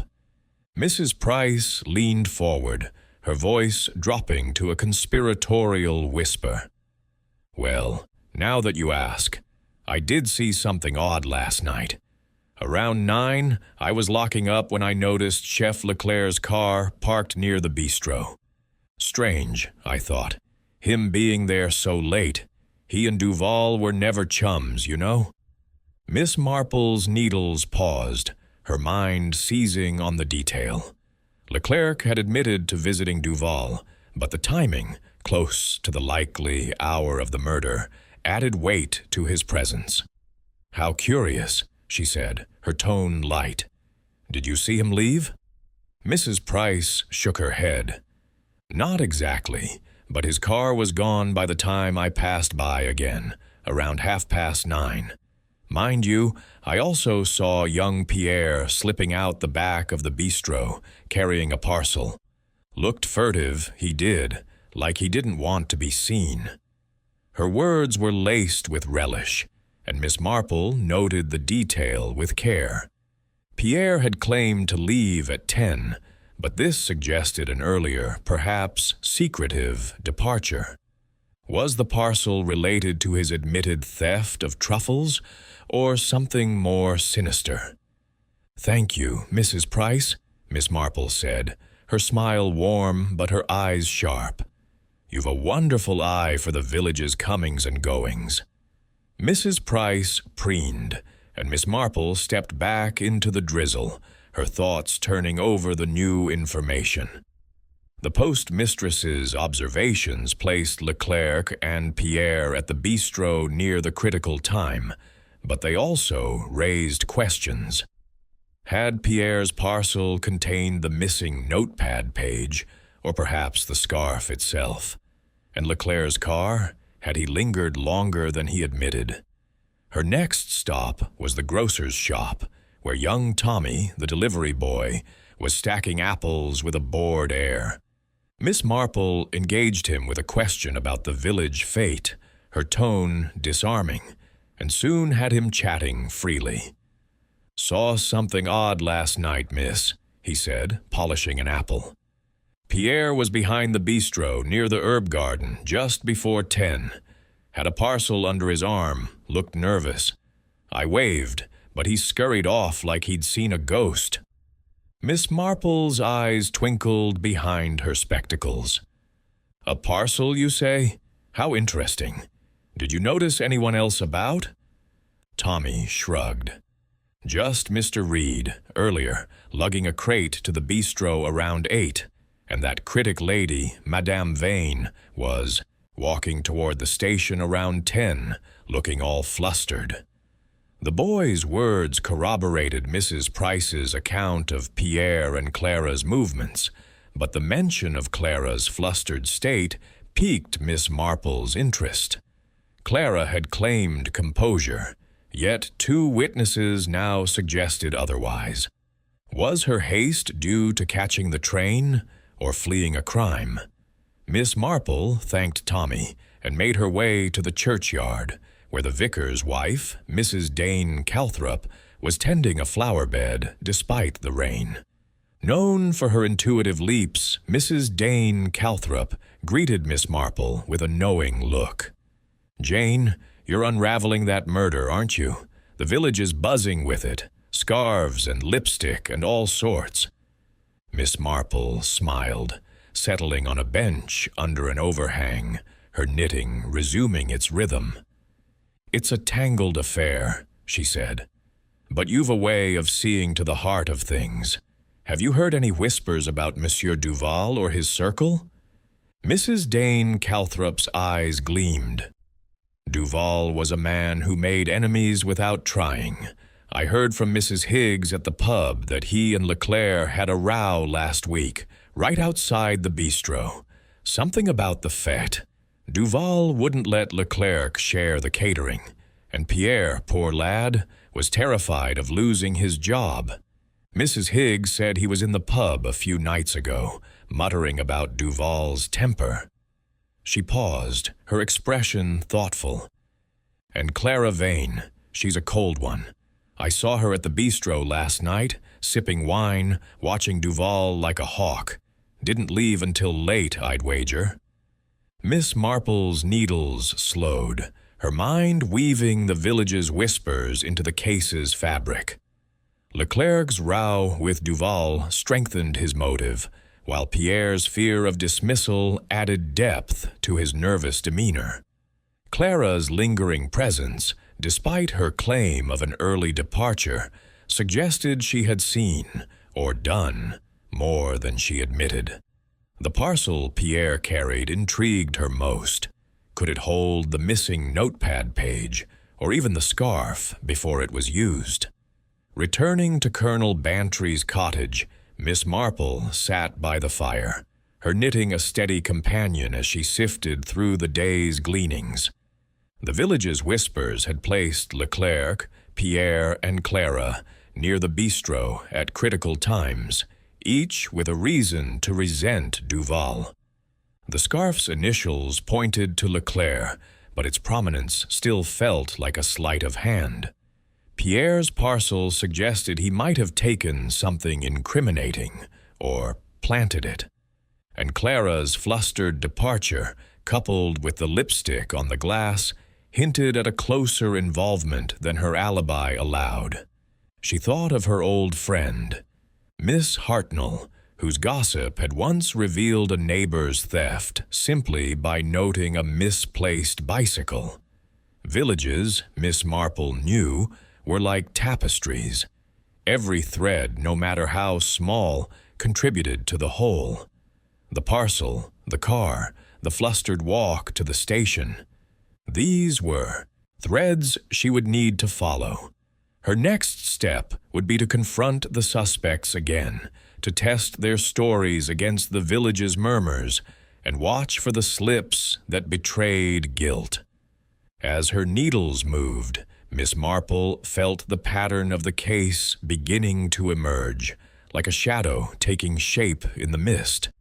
In St. Mary Mead, whispers were as potent as evidence, and she was determined to listen until the truth spoke clearly. Chapter 9. The Confrontation. The late afternoon light filtered through the tall windows of Le Bistrot Charmant, casting a muted glow over the dining room where Miss Jane Marple stood, her knitting bag tucked under her arm. The village's whispers had woven a delicate web around the suspects: Pierre's furtive parcel, Clara's flustered departure, Reed's lingering debts, and Leclerc's burning ambition. But whispers alone were not enough to snare a killer. Miss Marple knew that truth, like a perfectly timed soufflé, required a careful hand to bring it to light. She had requested Inspector Slack to gather the suspects once more, sensing that a confrontation might coax a hidden truth from the shadows, as a sudden stir could reveal the grit in a sauce. The dining room was arranged as it had been before, with its crisp linens and polished silver, but the air was thick with tension, like a storm brewing over St. Mary Mead. Inspector Slack stood at the head of the room, his face a mask of impatience, his notebook clutched like a shield. The suspects sat in a loose semicircle, their postures betraying unease. Pierre, his hands twisting in his lap, his eyes darting to the door. Clara Vane, her crimson lips set in a thin line, her silk gloves folded neatly before her. Thomas Reed, his broad frame slouched, his ruddy cheeks flushed with irritation. And Chef Leclerc, leaning back with an air of studied calm, though his dark eyes glinted with wariness. Miss Marple stepped forward, her presence as unassuming as a village spinster, yet her voice carried a quiet authority that stilled the room. "It's a dreadful thing, isn't it?" she began, her tone soft as a parish tea. To think that one of you may know more about poor Monsieur Duval's death than you've said. But murder, like a poorly balanced dish, leaves traces, small things that tell a story. Her eyes, bright behind her spectacles, swept the group, noting Pierre's flinch, Clara's stiffened posture, Reed's scowl, and Leclerc's faint smirk. Inspector Slack cleared his throat, eager to assert control. Right. Miss Marple's been helping us piece things together, and we've questions that need answers. Let's start with the scarf, silk, with AL embroidered in gold, found around Duval's neck. Care to explain, Chef Leclerc? His tone was accusatory, and Leclerc's smirk vanished, replaced by a cool stare. I've said it before, Inspector, he replied, his voice smooth but edged. I don't wear scarves, and I didn't kill Henri. Anyone could have used that scarf to point fingers at me. It's too obvious, don't you think? Miss Marple's needles emerged from her bag, clicking softly as she took a seat. Indeed, it is rather bold, she said, her tone musing. Initials are so declarative, almost as if someone wanted us to look at you, Chef Leclerc. But I wonder, might they belong to another? Her gaze drifted to Clara, whose fingers tightened on her gloves. Madame Vane, you've a fine eye for style. You purchased a silk scarf recently, I believe, from Miss Lavender's shop. Not embroidered, perhaps, but similar in quality. And the glass in the kitchen, broken with a trace of lipstick. Crimson, like yours. Clara's eyes narrowed, but her voice remained steady. Are you accusing me, Miss Marple? I told you, I left the bistro by 10, caught the train to London. The station master saw me. As for scarves, I own several, hardly a crime. Her words were sharp, but Miss Marple noted the faint flush on her cheeks, a crack in her composure. Of course, Miss Marple said gently. But you were seen at the bistro later than you claimed, looking flustered. And lipstick, you know, is such a personal touch. It suggests someone was close to Monsieur Duval that night. She turned to Pierre, whose hands were now clenched into fists. Pierre, dear, you were in the kitchen late, weren't you? You mentioned Monsieur Duval writing something, looking agitated. And yet, you were seen leaving earlier, with a parcel. What was it, I wonder? Something you didn't wish to share? Pierre's face paled, and he stammered. It was just some leftovers, ma'am. For my mother. I left at 10, like I said. I didn't see anything. His voice cracked, and Miss Marple's eyes softened, though she marked his desperation. A parcel could hold leftovers, or a torn page, a scarf, a secret. Reed shifted, his voice gruff. This is nonsense. I delivered my crate at 8, had a row with Duval about his bills, and left. I was at the pub by past. Ask Higgs. You're chasing shadows with this scarf business. Miss Marple nodded, her needles steady. Money troubles can weigh heavily, Mr. Reed. You were angry with Monsieur Duval, and you were there, near the time it happened. A moment's temper can change everything, can't it? She paused, letting the silence settle, her eyes moving from face to face. The scarf, the lipstick, the broken glass.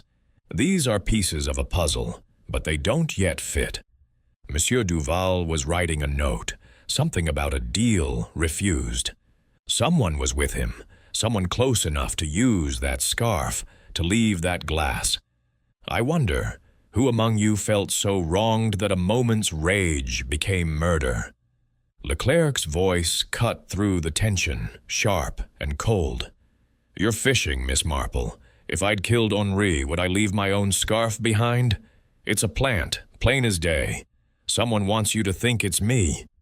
His words were plausible, but Miss Marple noted the faint sheen of sweat on his brow, a sign of pressure beneath his calm facade.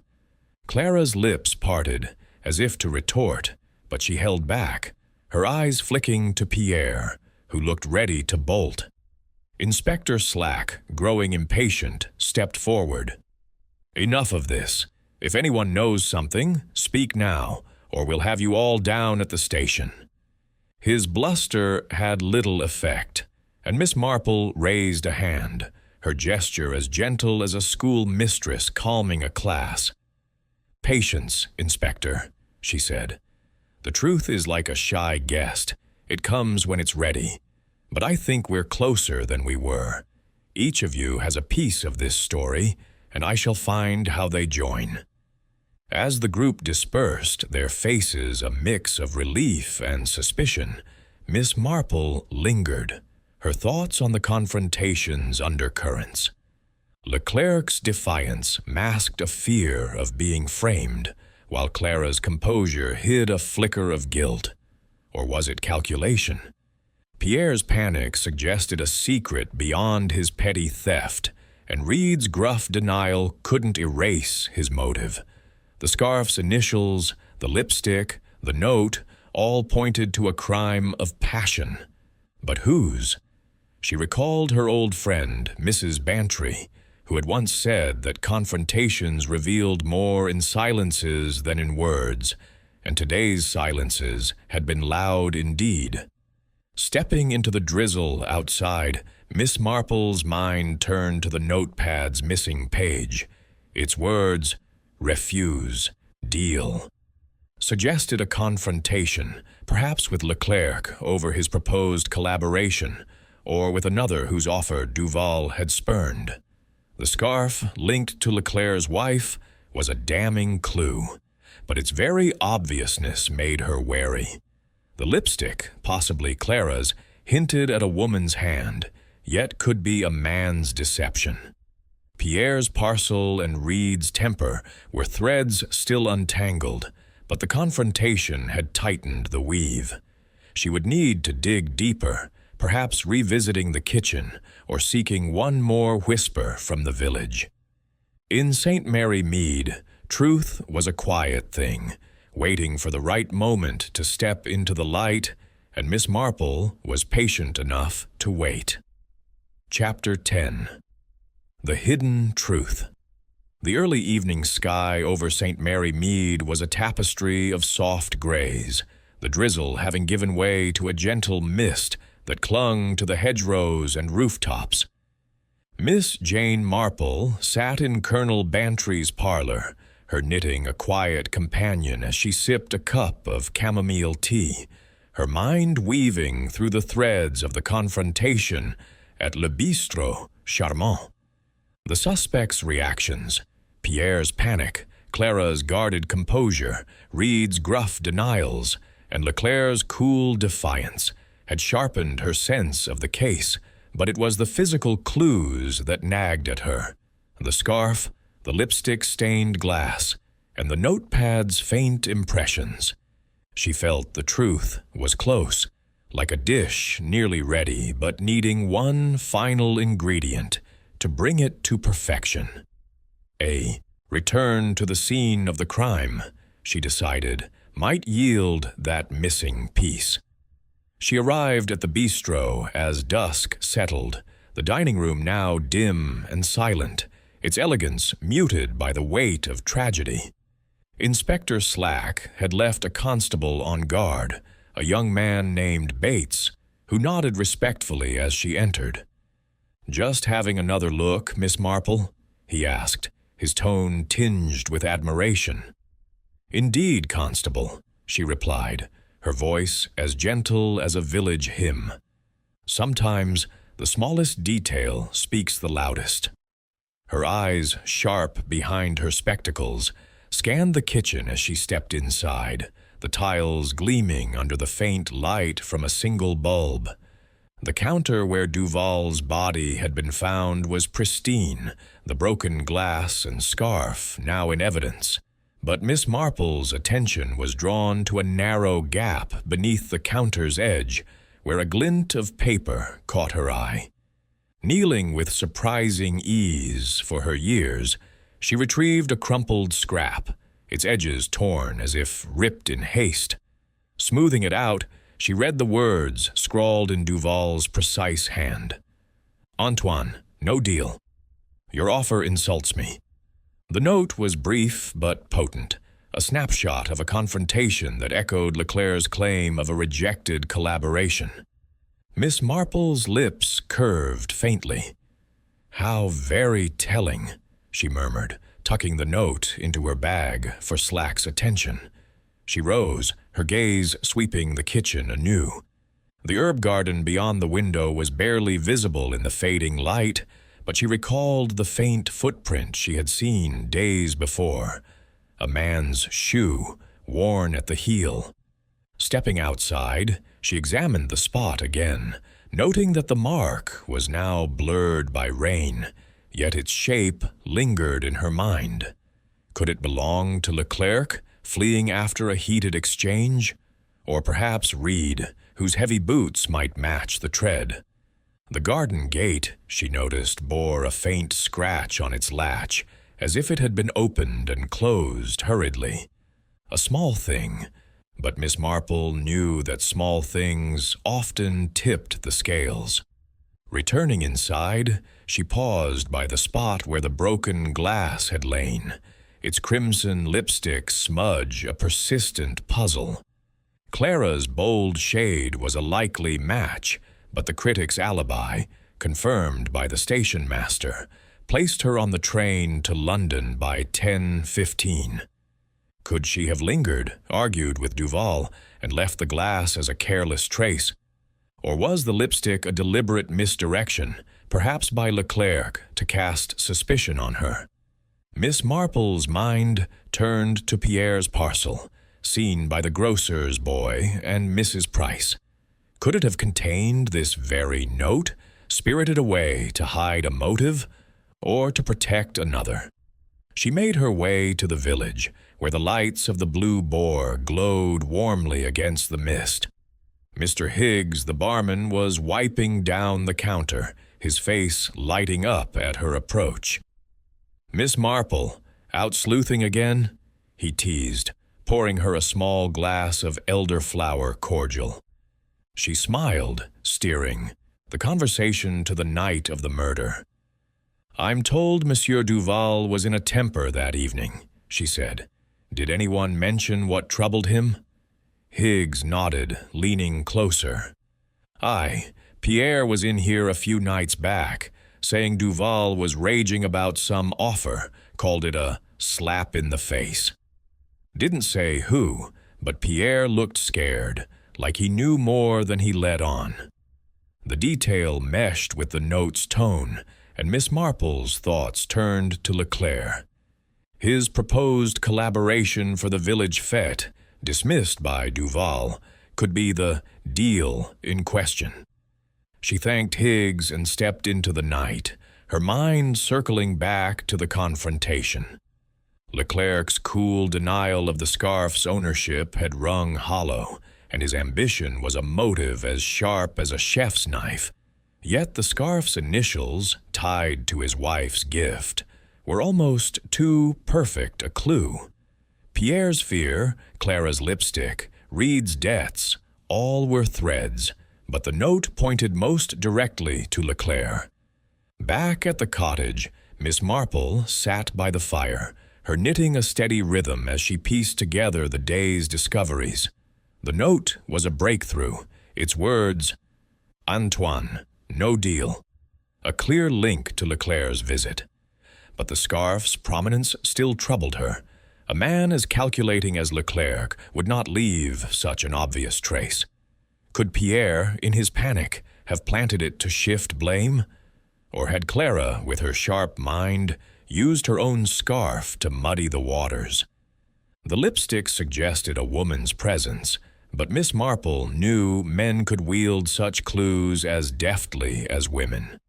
She thought of her old friend, Miss Weatherby, whose diary had once been stolen to cover a petty theft, a reminder that evidence could be manipulated to hide the truth. The note, the scarf, the footprint, the lipstick, all were pieces of a recipe. But the cook's hand remained elusive. Leclerc's ambition was the strongest flavor, but Pierre's secrets and Clara's composure were ingredients not to be ignored.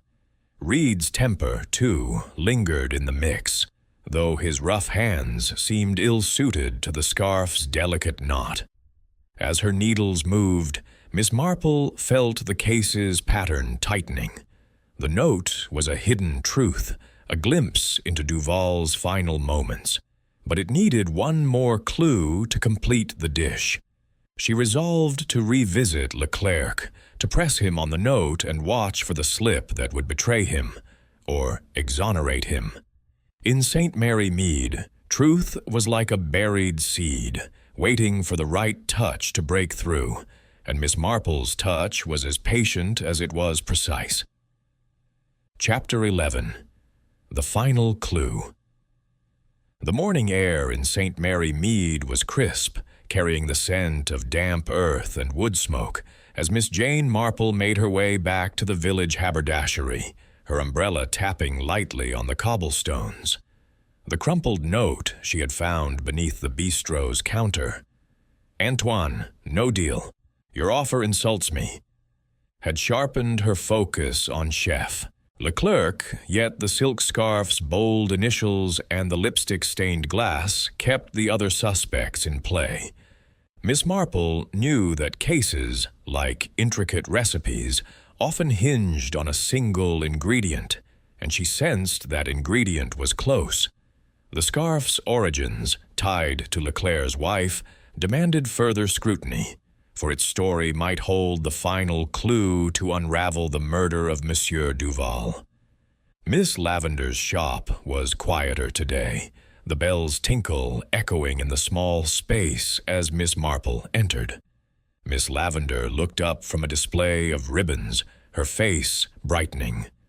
"Miss Marple, back so soon? Still chasing that scarf's tail? I'll wager."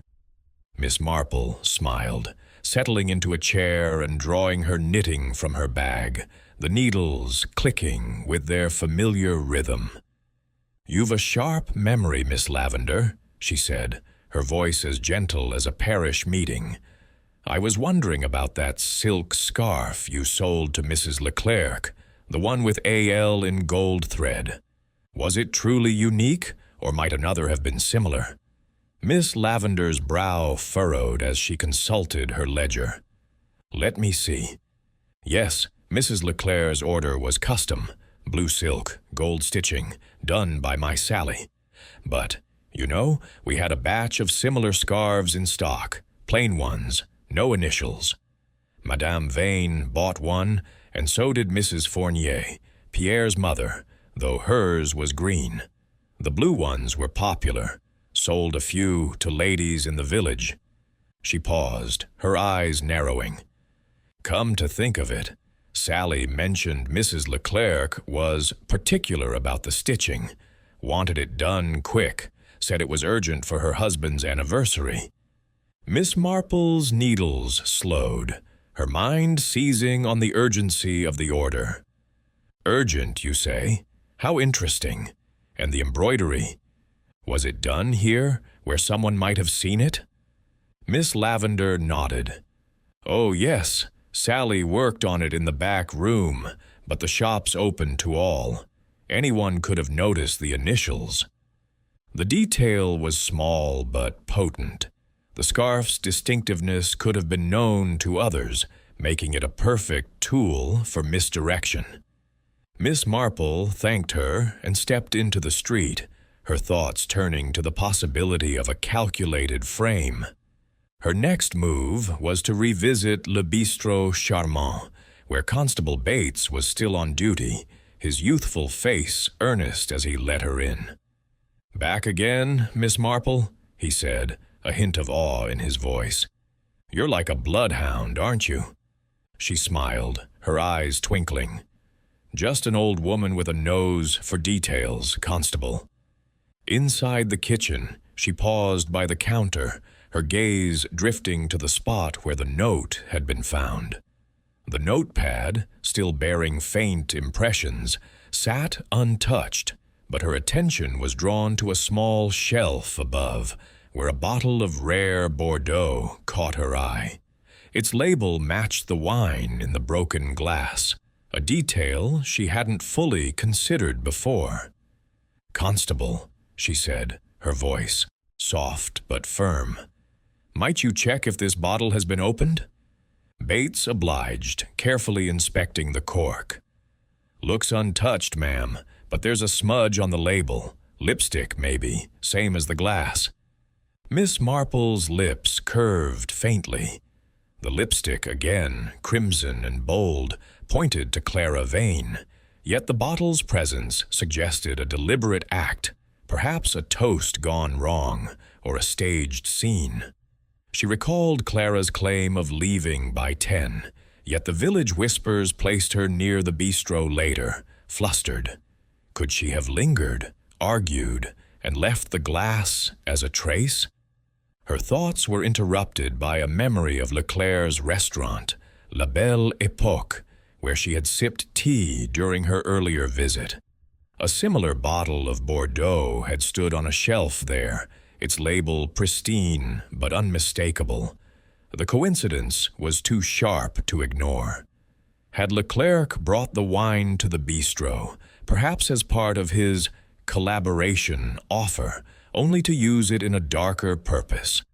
Or had someone else, Pierre perhaps, or even Reed, planted it to deepen the suspicion against him?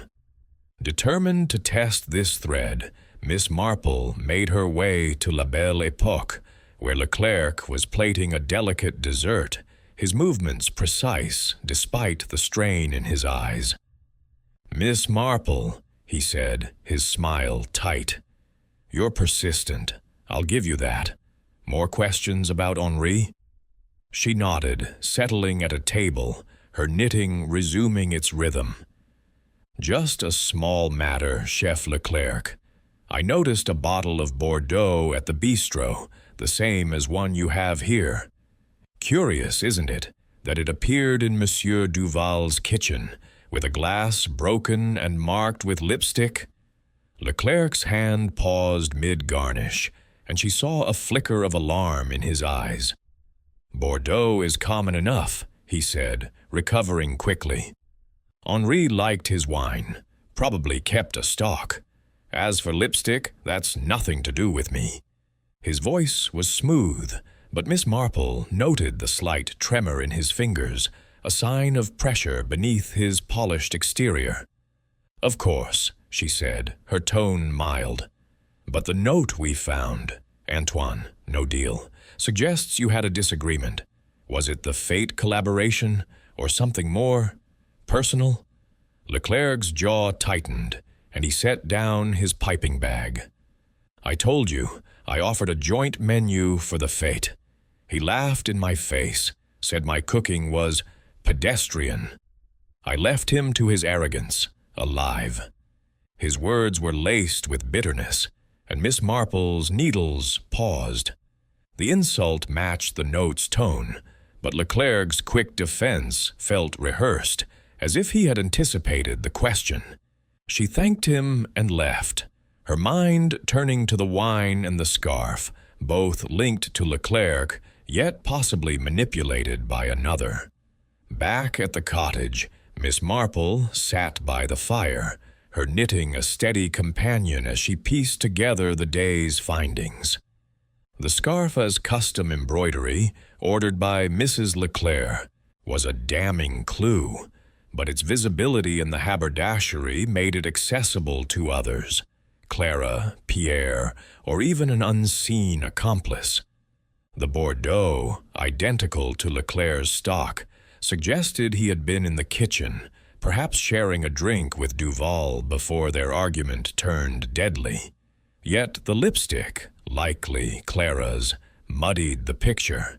Had she been there, or was the glass a planted distraction? She thought of her old neighbor, Mr. Clements, who had once been accused of theft based on a monogrammed pen found at a scene, only for it to be revealed as a deliberate misdirection by a jealous rival. The scarf and wine felt similar, too pointed, too perfect. Leclerc's motive, ambition thwarted by Duval's scorn, was clear, but Pierre's parcel, Clara's late presence, and Reed's temper remained threads to be woven. The final clue, she sensed, was in the interplay of these objects: the scarf, the wine, the note, and the hands that had placed them. As her needles moved, Miss Marple felt the case's pattern solidifying, the truth waiting like a dish ready to be served. She would need one final push, perhaps a gathering of all suspects, to stir the pot and reveal the killer's hand. Chapter 12. The Unraveling.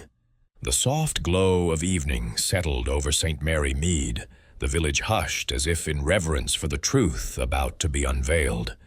Miss Jane Marple had requested one final gathering at Le Bistrot Charmant, sensing that the threads of Monsieur Henri Duval's murder, the silk scarf, the lipstick-stained glass, the crumpled note, and the rare Bordeaux, were ready to be woven into a complete tapestry.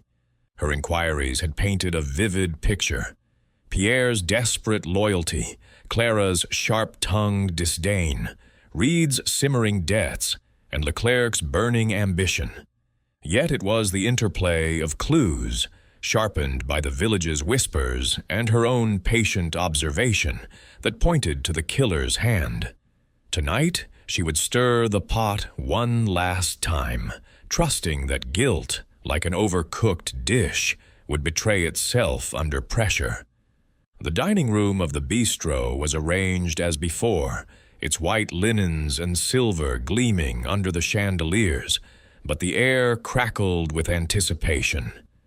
Inspector Slack stood by the fireplace, his face a mix of skepticism and grudging respect for Miss Marple's methods. The suspects sat in a tense semicircle.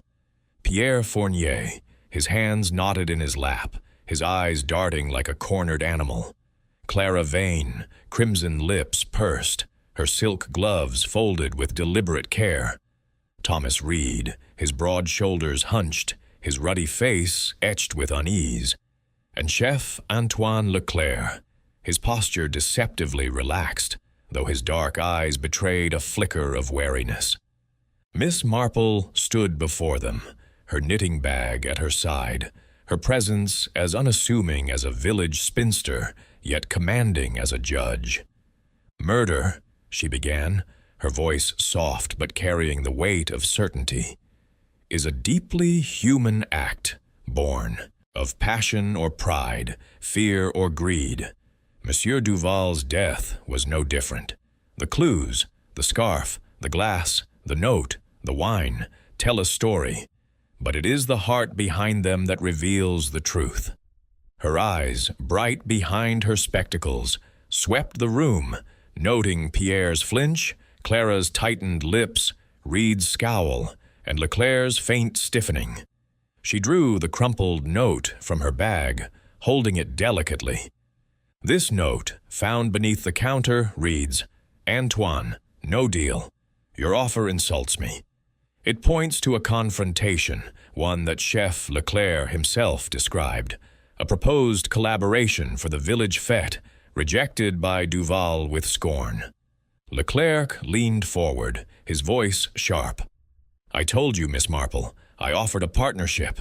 He laughed in my face, called my work pedestrian. I left him alive. His words were firm, but Miss Marple noted the sweat beading on his brow, a crack in his polished facade. "Indeed," she said, her tone mild. "But the scarf, Chef Leclerc, is most telling. Silk, embroidered with AL, a gift from your wife, ordered from Miss Lavender's shop. A distinctive clue, yet perhaps too distinctive, as if meant to be found." She paused, her gaze shifting to Clara. "Madame Vane, you also bought a silk scarf, and your lipstick, crimson, bold, matches the smudge on the broken glass. You were seen near the bistro later than you claimed, looking flustered. Did you linger, perhaps, to argue with Duval?" Clara's eyes narrowed, but her voice was cool. "I've said it before. I left at 10, caught the train. The station master confirmed it. As for lipstick, it's hardly unique. You're grasping, Miss Marple." Yet her fingers brushed her gloves, a nervous tick that Miss Marple marked with care. She turned to Pierre. "And you, Pierre, were seen leaving with a parcel, looking furtive. Was it leftovers, as you claimed, or something more? Perhaps the missing notepad page, or even the scarf itself?" Pierre's face paled, his voice trembling. "I didn't do it. I took some herbs, that's all, for my mother. I'd never hurt Monsieur Duval." His desperation rang true, but Miss Marple's eyes lingered on his hands, which shook as if hiding a deeper fear. She glanced at Reed. "Mr. Reed, your debts gave you reason to resent Duval, and you were there at 8, arguing. Your boots might match the footprint in the herb garden, though the rain has blurred it. Anger can be a powerful spur, can it not?" Reed's scowl deepened. "I told you, I left after the delivery. Had a pint at the pub by 8:30. I didn't kill him over a few pounds." His gruffness was convincing, but Miss Marple noted the defensive hunch of his shoulders, a sign of a man pressed by more than questions. She stepped forward, her voice steady. "The scarf, the note, the wine, the lipstick, these are not random. The Bordeaux in the glass matches a bottle in Chef Leclerc's restaurant, suggesting he brought it to the bistro, perhaps to soften Duval's refusal. The note confirms a heated exchange, and the scarf, linked to your wife, Chef Leclerc, was left to point to you. But it is too perfect, too bold, unless—" She paused, her eyes locking onto Leclerc's. "Unless you acted in a moment of rage, your pride wounded by Duval's scorn, and used the scarf at hand, your own." Leclerc's composure cracked, his voice rising. "This is absurd. Why would I leave my own scarf? Someone's framing me. Clara, Pierre, anyone." But Miss Marple's gaze held him, and she saw the fear in his eyes, like a trapped animal's.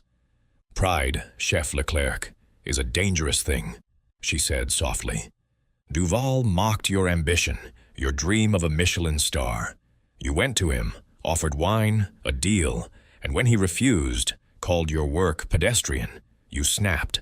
The scarf was yours, a gift from your wife, and in your haste, you left it behind." Clara's lips parted as if to protest, but she remained silent. Pierre's hands trembled, and Reed shifted uncomfortably. Miss Marple continued, her voice unwavering. "The lipstick was a distraction, perhaps from a glass used earlier, or placed to suggest Madame Vane. The note, crumpled and hidden, was your mistake, Chef Leclerc. You didn't see it fall in the struggle. And the wine, from your own stock, ties you to the scene." Leclerc's face drained of color, and he stood, his voice hoarse. I didn't mean to.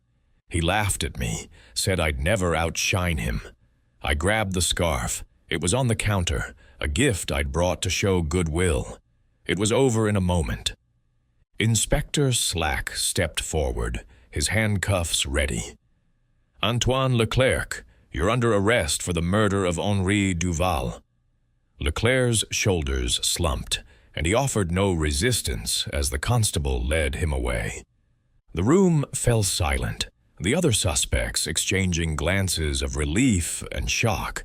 Miss Marple tucked her knitting away, her expression serene. "It's always the small things," she said, almost to herself. "They tell the truth, if you listen." As the group dispersed, Miss Marple stepped into the night, the mist cool against her face. The case was solved, but she felt no triumph, only the quiet satisfaction of clarity.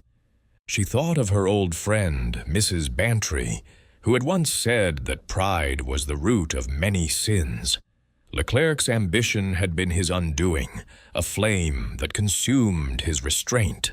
The scarf, the wine, the note, all had spoken, and St. Mary Meade's whispers had guided her to hear them. With her umbrella raised against the mist, she walked back to the cottage, her needles waiting for the next knot to untie.